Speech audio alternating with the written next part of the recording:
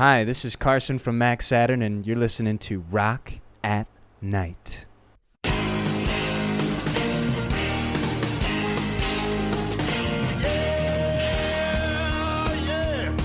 you ready?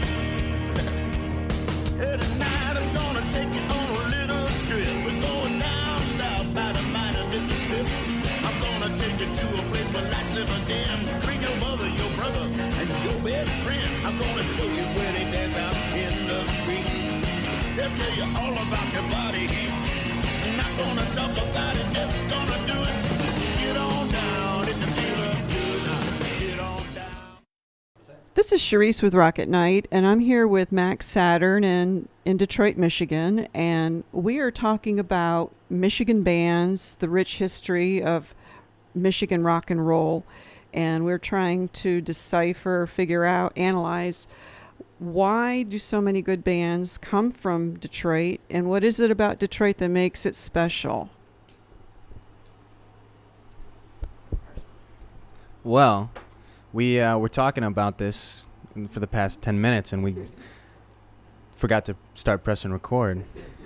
The people missed out on a lot. We almost figured the whole city out. But I think what we concluded to sum it up, was the culture and the work ethic, and the factory workers that have been here, and the type of hustle that's been curated over the last 50 years.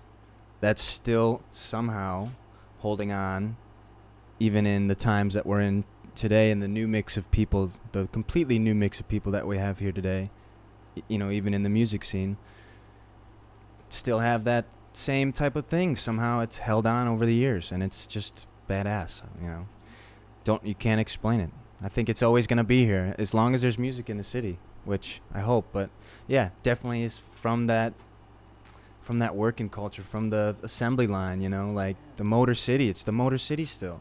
We lived in Ferndale before. Now we live in Boston Edison, and at night you can hear the Lodge from here. You hear everybody loves their car here. And car culture is so friendly and so open. So I think that feeds into why everybody's nicer here. Not nicer, but nice in the way that they're nice. The northern nice. Because it's so damn cold, you got to be so happy when you can. But that's my take on it. Yeah, just on Detroit and all that, I guess. I almost feel like unqualified to speak on it. We're still kind of feeling it out, and yeah, we're kind of just taking in everything we can take in and learning everything we can learn, and it's been really nice to be here and excited for things to start opening back up and giving us a chance to play out and see people and see music and cars, like you said, the whole culture, everything that's going on around here, it's an exciting time. We're engulfed in the culture too, as much as we try and stick out naturally, just as individuals and artists, because you have to stick out. What are some of your favorite cars? Do you like the old classic cars? Oh God, yeah. You don't want to get us started out. We got a couple old cars. Nick's got a Triumph. And I got a 71 Stang. Yeah, so we like our cars, we like our motors, but it's mostly Nick and Angie. Angie's a big NASCAR fan, racing. He'll talk racing all day. He'll talk cars.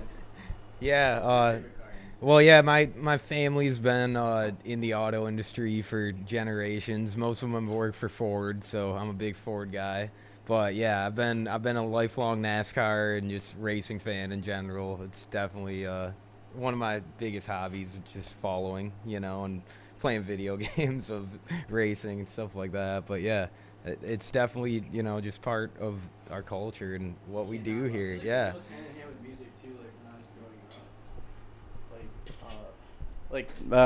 Growing up and stuff, old rock and roll music that my dad was showing me, blues music, all that stuff, it was always hand in hand with car culture. It was just another thing that people liked, all the guys that liked cars and talked about all their their hot rods and stuff like that. They were all into, all the good rock music, and that's how I was turned on a lot of that stuff. There's a lot of cross-pollination there, and I think the city's really rich with that specific cross-pollination of interests. So that's super cool.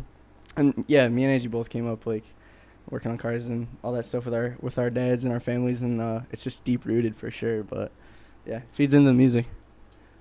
Well, goes back to the first question we were talking about, where the culture comes from in Detroit. Just I guess the concept of a car and all the moving parts that have to work together, like much like jazz music, like you have to have all these things working together. Not only the components in an engine, but what you'd have to do to make them in mass quantities and the type of relationships the employees would have, right? It's team, it's like everybody pushing this one thing forward. And that's, how we are as a band. Like, everybody's got their role that they play. We're all part of the assembly line, Right. All part of, yeah. It's an assembly line. It's a rock and roll assembly line. But it's, we've had different variations of this band. We've all been in different bands before, and we've all done different things in different bands. But this is, we've finally found something that we all, everything's, we have our role. Yeah, we all joke around about it that we have 4 frontmen and jive in this band. And it's because we all have done that role. Mike, our other guitarist, is in California right now, so he's not here. But we've all, done that role and been, writing songs and in the scene for a long time. So then when we just come together and we all know how it works, we all know how a band is supposed to work in order to, succeed. So it's like when we all fit into our roles and we're not overworking ourselves then, and we're not thinking about too much, and that's why we have a great team, like besides the band, like Austin, our manager. We got Zach, who runs the social media and does pretty much anything we need him to. We got a great video guy, great photo guy, great light guy, Tanner, our sound guy, who lives with us. So yeah, we have the team together, and that's from just all of our experiences and how we grew up pretty much. I want to get to know the bands, and I'm sure the people want to get to know the band. Who is Mac Saturn? How did you guys get together? What are you working on? And what's going on in 2021? Well, Mac Saturn's a rock and roll band from Detroit. If you haven't already figured that out now by what we've been talking about. We formed about a year and a half ago. We've been playing serious, we've been playing hard, and we've been playing loud. What was the other part of your question? How did we get together? I think right. There's already folklore involved because of how long we've known each other. I think Al kind of Yeah, Al our producer, pulled us together. And I think the Detroit music scene as well pulled us together. That's how we met Angie. He was in another group. He had a lead singer. And when we decided to start looking for a drummer, we tried to poach Angie's drummer off of him, and we ended up getting Angie. So, That's my favorite Max. Hey, I play drums. yeah. So that's we've met through the scene and through, our producer, Al Sutton. And what are we working on right now? We're working on our biggest release ever. We're working, again, with Al Sutton, Grammy-winning producer, just a complete legend of a man.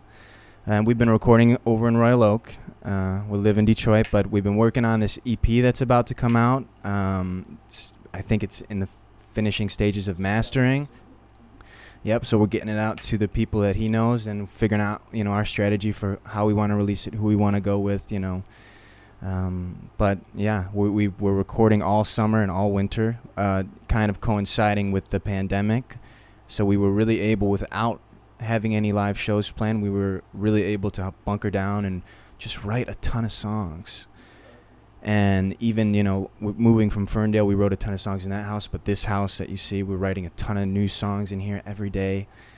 And the gigging is starting back up, so we've got gigs in the works. We are playing at the Magic Stick on August 14th in Detroit. Great venue. You guys have probably been to shows there. With the Hand Grenades for an album. We're supporting our friends' band, the Hand Grenades, for their album release.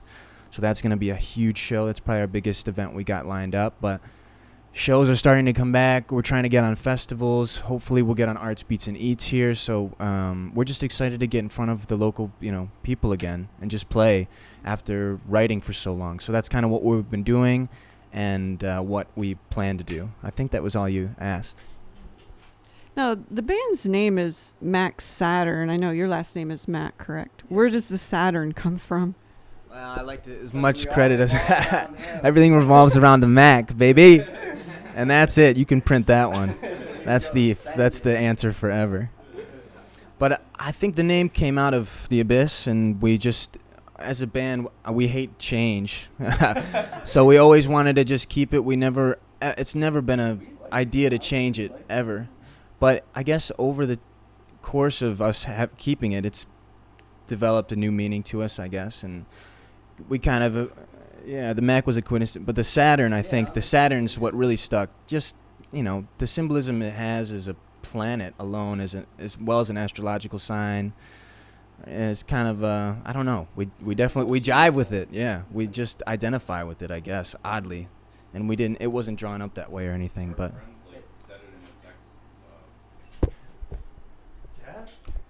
Jeff? I don't actually know the exact reasoning behind it, but we were kind of in a group text with a friend of ours, and he just said it, and we were kind of like, that's it, like that just sounds right, and yeah, we've run with it since then.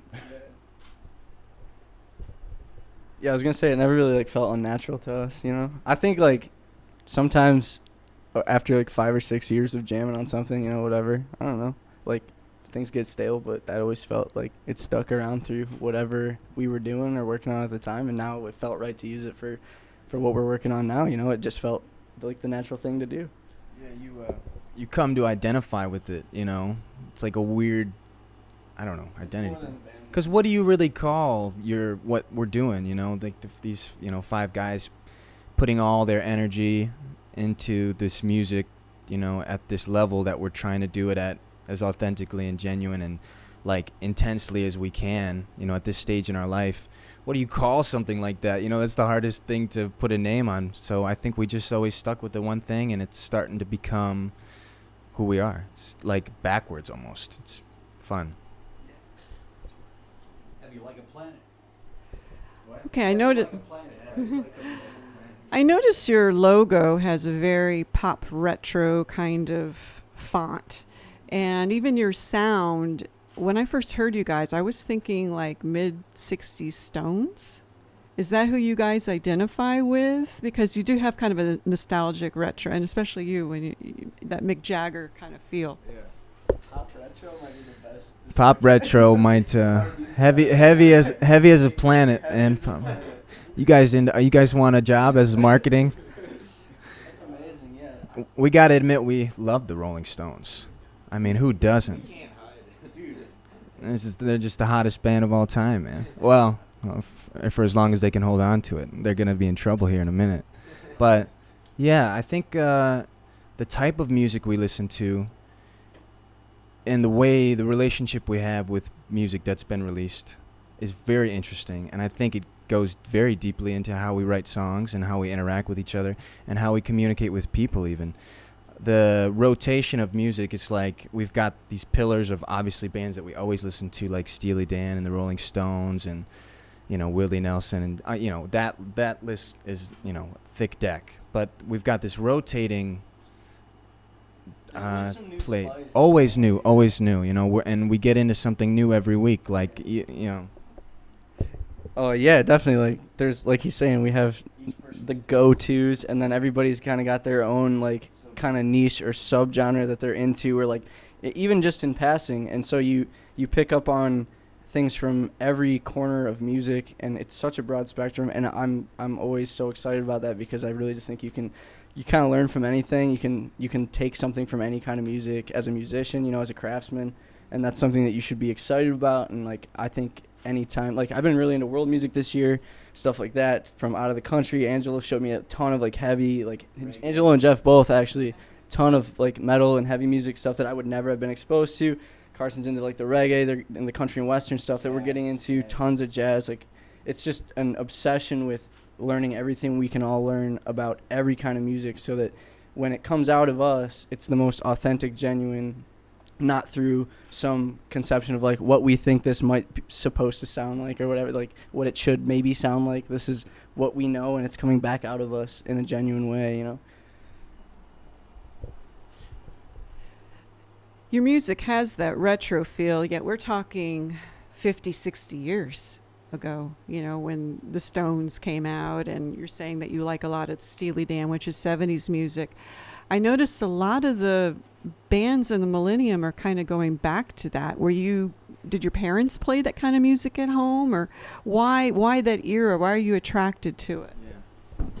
Well, that's another interesting part of the group that we have. Each of our parents have a different relationship with music in which they instilled in us, and we could go, down the line. Like my dad was. Nobody in my family was musical at all, but Angie's got and he'll tell you. But like my dad showed me, Zeppelin and the Stones and rock and roll, and like at a very early age. And then I didn't even start playing music until after high school. So my relationship was like that.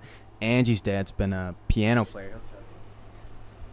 Yeah, my dad, he's a fantastic piano player, and went to Berklee College of Music, and really got me started really young, and just instilled a love of music in me, and just of learning music and being open and receptive to like every different genre and style, But I feel like like why we come back to that retro sound is because all of like it seems like all of the greatest, and I'm not trashing anybody, but all the greatest like most well-known artists from Detroit were from those eras, Motown and all the great rock and roll, the early 70s.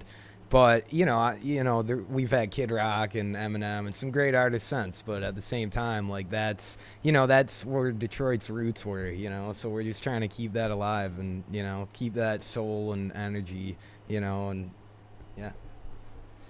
Essentially, you're keeping the fire burning. Yep. So really, you dug down into the roots, and because I just find it intriguing that people that are 20-something are really digging that kind of retro sound. And I think a lot of people are just tired maybe of cutting and pasting sound bites, and they want to actually hear acoustic or a real guitar solo and just real music. Are you finding that with your friends too? Yeah, definitely. I think the biggest thing is the translation to like the live show. I think like people are excited to see our band live because like there's nothing that's put on. It's just 5 dudes plugged into their amplifiers. Angie's on the drums, Carson's singing, like no bullshit. This is what it is, and this is what it sounds like, man. And it's like that's fun to watch because it's so human that way. You know what I mean? And like that's I think something. Exactly. It's much more, even on a bigger stage, even, it's more intimate when you're not playing to a track, when you're playing it authentically, whatever.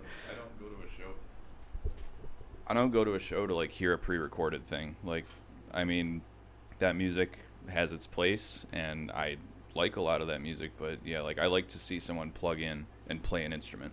Like that's why I go to a show. Because I think again, it just goes back to the craftsmanship thing around here. And that's what it's all about. Like as craftsmen, when we go to a show, we want to go see another craftsman do what he's doing or do what they're doing.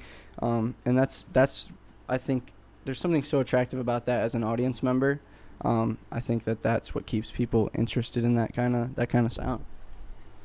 Yeah, and also like a lot of our generation listens to more electronic type music, but at the same time, as long as you're making them dance, they will like what you're playing, and that's why I feel like a lot of kids nowadays can't get into certain genres of rock or metal because they can't dance to it, they can't move to it. So we're thinking about that all the time. Like that's probably my number one principle of like playing drums, is like I want the people to dance. Like I'm gonna play a beat that they want to move to, So I think that helps to like really make all of our friends love our band, and like we have the best friends that just support us because they love the music, like they feel it.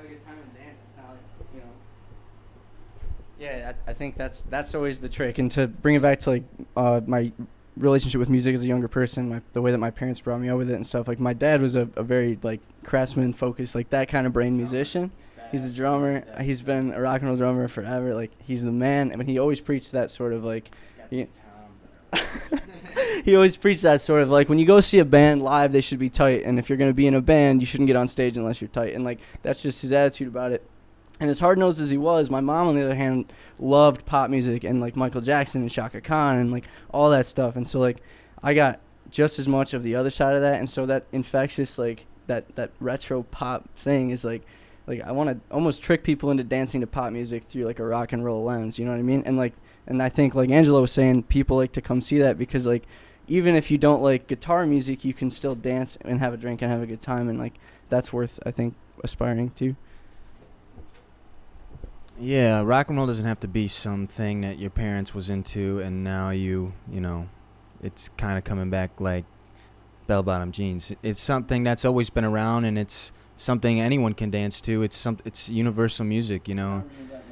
And we love all this new music that's out too. Like, is the much love we have for older music, we have an equal love for everything that's come since 70s.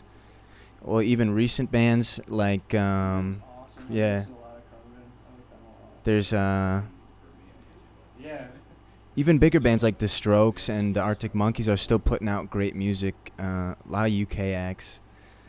Jake Bugg. The Struts, yeah. So we saw the Struts play with Greta Van Fleet and Flint a couple years ago. Yeah. So, I mean, there's a ton of new groups. Cage the Elephant, yeah. Yeah.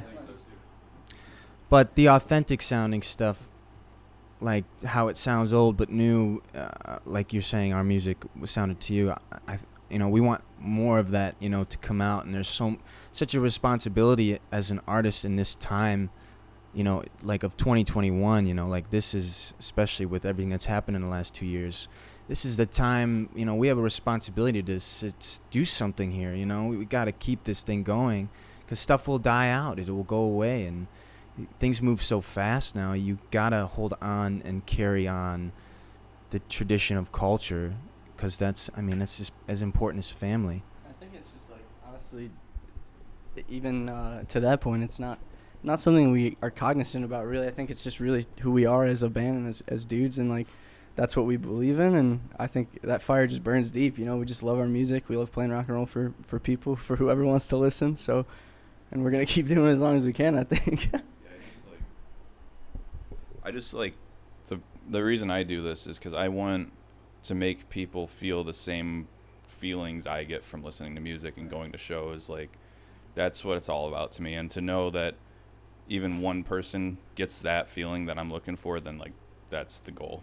That's why you gotta play live, man. That's why it's like it's interesting. Since the last year, we've been working with Al Sutton, Grammy-winning producer and local Royal Oak business owner. We've really become a studio band in a way. He's really taught us a lot. He's put in the time with us to really, in his own crazy way. He's a crazy bastard. But he's like, yeah, that's great for a show, but yeah. But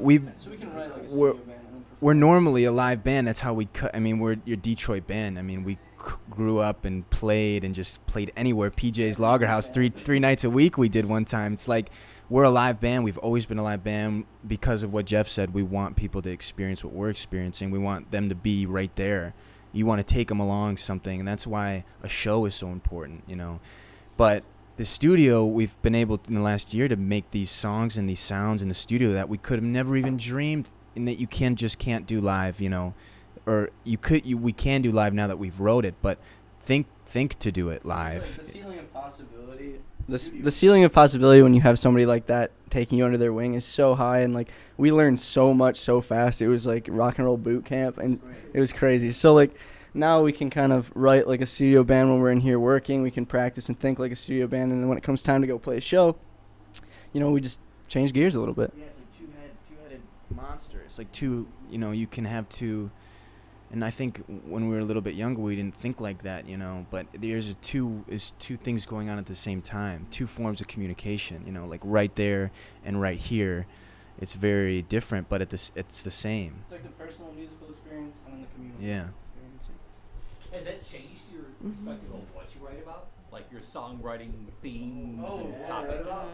Oh yeah. 100%. I think it has, yeah. 100%, and just even the like getting a drummer and me coming out front and what we're writing, and when we write and when we're spitballing stuff or writing lyrics or writing a melody or something, we're all thinking about playing it to people. Because like we we have this great luxury of having Detroit's best rock on tour as our lead singer.